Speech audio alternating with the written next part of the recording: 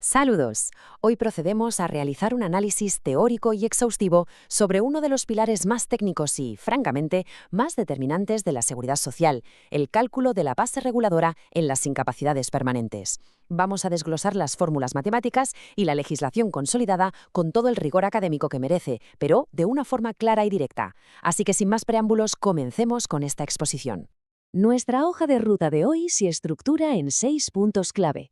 Primero, la introducción a la base. Segundo, la incapacidad permanente parcial. Tercero, la contingencia por enfermedad común. Cuarto, el accidente no laboral. Quinto, las contingencias profesionales. Y cerraremos con las lagunas y topes legales. Sección 1. Introducción a la base. El punto de partida indispensable es tener absolutamente claro qué es la base reguladora. Porque, cuidado, no es el salario neto que entra en la cuenta bancaria, ni tampoco es la cuantía final de la pensión. Es el cimiento, la raíz matemática indispensable sobre la cual la seguridad social va a aplicar después los porcentajes dictados por la ley. Hablamos, por ejemplo, de un 55% para una incapacidad permanente total o el 100% para una absoluta. Sin establecer esta pieza clave de forma precisa, simplemente no hay cálculo posible. Y esto nos lleva a ilustrar un principio jurídico fundamental. Según el Real Decreto Ley 3/2026, existe una frontera matemática infranqueable. Para el año 2026, el tope máximo de cotización, el límite absoluto del que no puede pasar ninguna de nuestras ecuaciones, es de 5.101,20 euros al mes. Da igual si los salarios reales son astronómicos o si sumamos infinitas horas extras. La maquinaria de la ley trunca cualquier cálculo que intente superar esa cifra. Sección 2. Incapacidad permanente parcial. Desde un punto de vista puramente matemático, nos encontramos ante el escenario más sencillo de todo el sistema. Al tratarse de una disminución del rendimiento que no baja del 33%, la normativa no otorga una pensión vitalicia, sino una indemnización a tanto alzado, es decir, un pago único. La fórmula es completamente directa. Multiplicamos de forma exacta por 24 la misma base reguladora que se utilizó durante la baja médica previa. Vamos a verlo con números para aterrizar el concepto. Supongamos que un trabajador termina su periodo de baja, durante el cual ostentaba una base de 1.500 euros al mes. Si el tribunal le reconoce una incapacidad permanente parcial, la operación no tiene ninguna complicación. Tomamos el valor nominal de esos 1.500 euros, los multiplicamos por ese factor legal invariable de 24 mensualidades y obtenemos una indemnización definitiva de 36.000 euros, simple, lineal y directo. Sección 3. Contingencia. Enfermedad común. Entramos en un terreno más complejo, y aquí es vital establecer una distinción operativa. Mientras que un accidente nos permite mirar un espectro temporal relativamente corto, la enfermedad común exige un análisis histórico profundo de la vida laboral, siempre asumiendo que necesitamos acreditar 8 o más años de carencia, claro. Esto nos obliga a promediar muchísimos años de cotización y, lo que le añade esa capa de fascinante complejidad, obliga a actualizar los salarios antiguos para proteger el poder adquisitivo frente a la inflación. Fijaos en la fórmula que tenemos en pantalla, con toda su literalidad legal. Para quienes deben acreditar esos 8 o más años de carencia, la matemática pura entra en juego. Se debe calcular un cociente. Arriba, en el dividendo, sumamos las bases de cotización de un periodo enorme, 96 meses previos al hecho causante. Y el divisor de toda esta inmensa operación no es otro que la constante legal de 112. Desgranemos un poco más esa mecánica interna. La ley es brillantemente específica respecto al valor del dinero en el tiempo. Las bases de los 24 meses más recientes entran en la fórmula tal cual, por su valor nominal exacto. Pero atención, las bases restantes, que van desde el mes 25 hasta el 96, tienen que ser indexadas. Se actualizan rigurosamente siguiendo la evolución del IPC. Y una vez que tenemos todo este bloque histórico completamente actualizado para reflejar la realidad económica, es cuando finalmente lo dividimos entre 112. Sección 4. Accidente no laboral.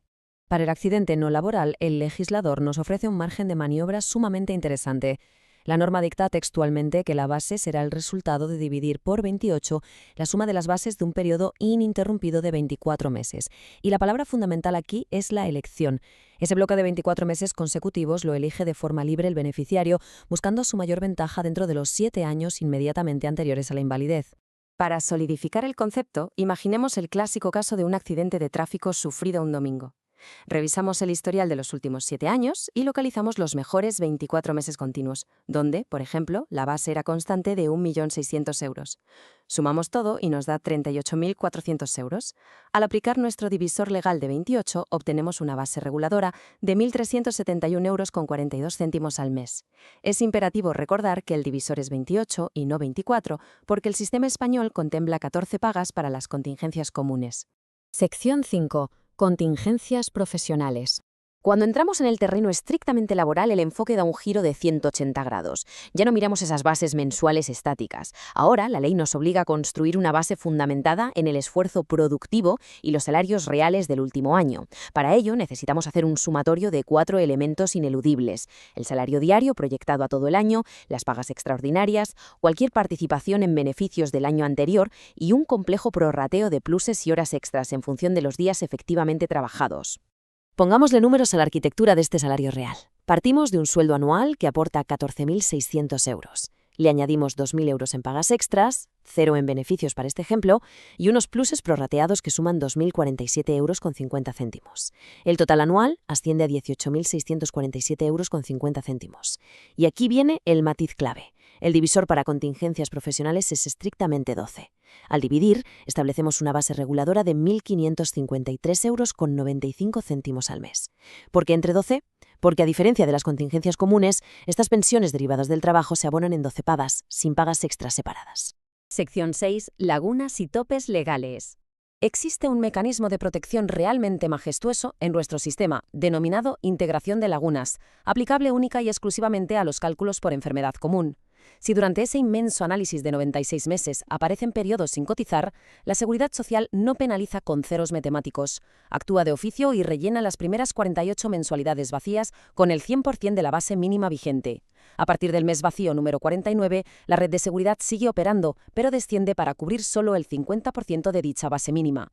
Bueno, ya hemos visto cómo se protege el sistema por debajo, pero es inevitable plantearnos la cuestión opuesta. ¿Qué ocurre en el escenario diametralmente contrario? ¿Qué sucede si la suma de altísimos salarios, horas extras masivas o beneficios corporativos catapultan el cálculo matemático hacia cifras desorbitadas? Como analista académica de esta normativa, estoy segura de que ya podemos intuir la respuesta. La ley es implacable y nos devuelve a nuestro axioma inicial. Por muy estratosférico que sea el rendimiento matemático de las fórmulas que hemos desglosado, el legislador interviene con contundencia. Todo cálculo queda severamente truncado al llegar al tope máximo. Reiteramos el dato para 2026.